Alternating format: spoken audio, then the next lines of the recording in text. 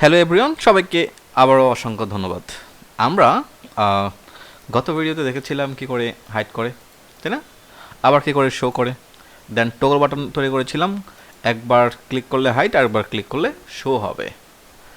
আজকের টপিকে আমরা দেখব যে কি করে আমরা কী করতে পারি, ফেড ইন ফেড আউট করতে পারি। মানে হচ্ছে যে খেয়াল করে দেখেন, আমার এখানে কোনো লেখা থাকবে না, জাস্ট ফেড ইনে ক্লিক করব, আমার লেখাগুলো আস্তে করে ওপেন হবে।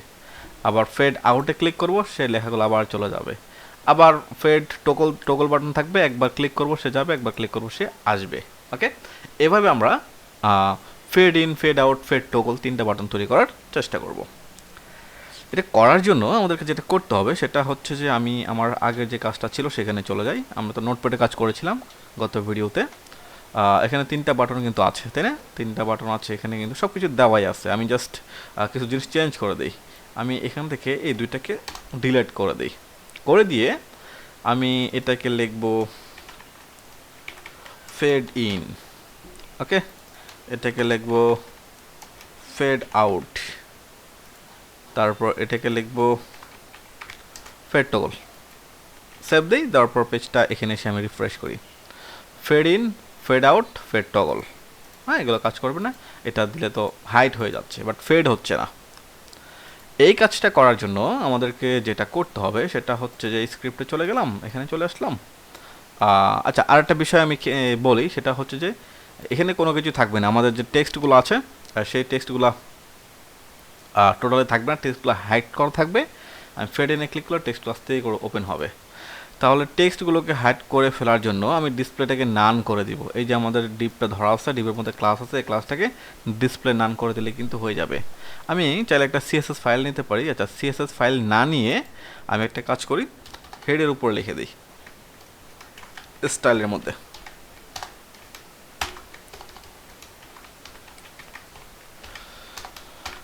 স্টাইল নিয়ে আমি লিখি .1, একটা ক্লাসটাকে ধরলাম, ধরে আমি বলে দিলাম ডিসপ্লে নান। ডিসপ্লে নান করে দিলাম, ডিসপ্লে নান করে দিলাম। করে দেওয়ার পর আমি পেজটাকে একটু রিফ্রেশ করি, একদম হাইট হয়ে গেছে। এখন ফেড ইনে ক্লিক করলেই কী করবে, লেখাগুলো আস্তে করে ওপেন হবে। আচ্ছা, কীভাবে হয় এটা? এইটা খেয়াল করে দেখেন, ডকুমেন্ট ডট রেডি ফাংশন তো আমাদের নেওয়া আছে, ডকুমেন্ট ডট রেডি ফাংশন নিলাম। তারপর হচ্ছে যে এখান থেকে আচ্ছা হাইট শো টগল, হ্যাঁ ফেড, আমি একটা কাজ করি, নামগুলোকে একটু চেঞ্জ করে দিই।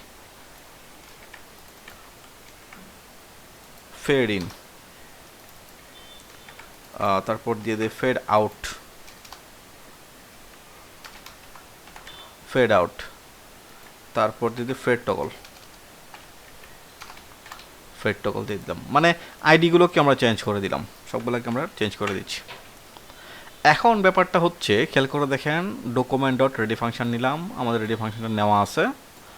এখানের মধ্যে আমাদেরকে সিলেক্টরটা দিতে হবে। এই যে হাইট আমাদের আইডিটা দেওয়া আছে, আইডির মধ্যে আমাদের যেই আইডিটাকে আমি ফেড ইন করতে চাচ্ছি, ফেড ইনের যে আইডিটা আছে সেটা আমি দিয়ে দেবো। ফেড ইনের যে আইডিটা আছে সেটা দিয়ে দিলাম। মানে এটা হচ্ছে সিলেক্টর, আর হচ্ছে অ্যাকশন, মানে ক্লিক করলে কি হবে, ক্লিক করলে আমাদের ক্লিক ফাংশনটা ওপেন হবে। ক্লিক করলে আমাদের ক্লিক ফাংশনটা ওপেন হবে। তাহলে ক্লিক ফাংশন দিলাম, ক্লিক ফাংশন দেওয়ার পর কোন জিনিসটা কি হবে, ফেড ইন হবে, সেটা আমাদেরকে দিয়ে দিতে হবে।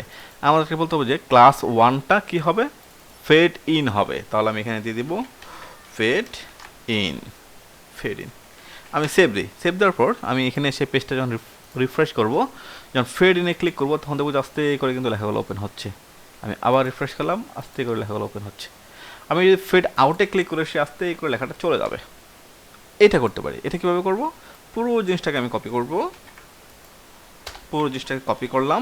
কপি করে ফেড আমাকে দিতে হবে এখানে, এই যে আমাদের আইডিটা আছে, এই আইডিটা সিলেক্টরটাকে ধরা দিতে হবে। দেন ক্লিক ফাংশন নেওয়া আছে আমাদের। তারপর কোন ক্লাসটা হবে, ডট ওয়ান ক্লাসটা হবে কি হবে, ফেড আউট হবে। আমি ফেড আউট দিয়ে দিই,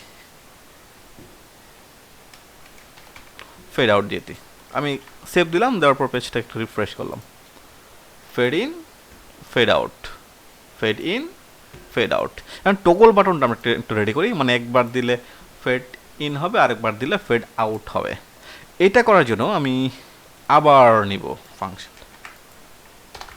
নিলাম, নেওয়ার পর ফেড আউট এখানে হচ্ছে যে আমাদের আইডিটা হচ্ছে fadeToggle নিলাম। ক্লিক ফাংশন ডট ওয়ান মানে ডট ক্লাসটাকে কী করবে, ফেড আউট করবে, সরি fadeToggle করবে। সেভ দিলাম, দেওয়ার পর পেজটা রিফ্রেশ করি, fade in fade out fadeToggle।